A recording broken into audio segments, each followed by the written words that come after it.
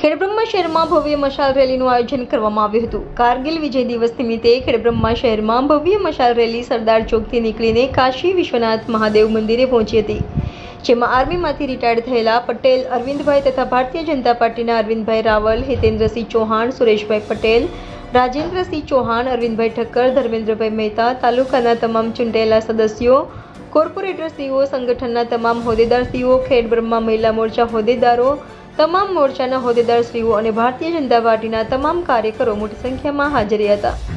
સરદાર ચોકથી કાશી વિશ્વનાથ મંદિર સુધી મશાલ રેલીનું આયોજન કરવામાં આવ્યું હતું। રિપોર્ટર જયેશ ઠાકોર સાથે શૈલેષ પટેલ, ઇન્ડિયા 24 ન્યૂઝ, સાબરકાંઠા। 26મી જુલાઈએ માનનીય વડાપ્રધાન તત્કાલીન વડાપ્રધાન માનનીય શ્રી અટલ બિહારી વાજપેયીએ જ્યારે પાકિસ્તાન સામે યુદ્ધ કરીને કારગિલ વિજય મેળવ્યો હતો, એ દરમિયાન આપણા કેટલાક શહીદો પણ શહીદ થયા હતા।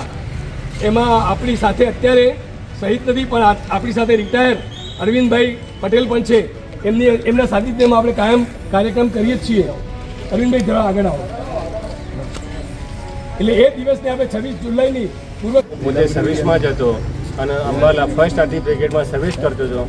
ત્યારે કારગિલમાંથી જે સૈનિકો શહીદ થઈને આ બાજુ આવતા હતા, એમને જે બોડી હતી એ બોડી આ બાજુ મોકલવાનું કામ અમારી બ્રિગેડને સોંપાયેલું હતું અને ખૂબ ખમતી દર થઈ અને સૈનિકો કામ કરતા હતા।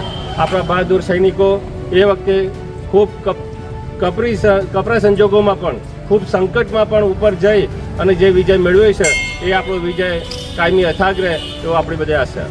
કલાક માટે જોત અહીંયા રાખવાની છે અને આ જોત લઈને આપણે કાલે ત્યાં હિંમતનગર માર્કેટ બધાય ફરજિયાત જવાનું।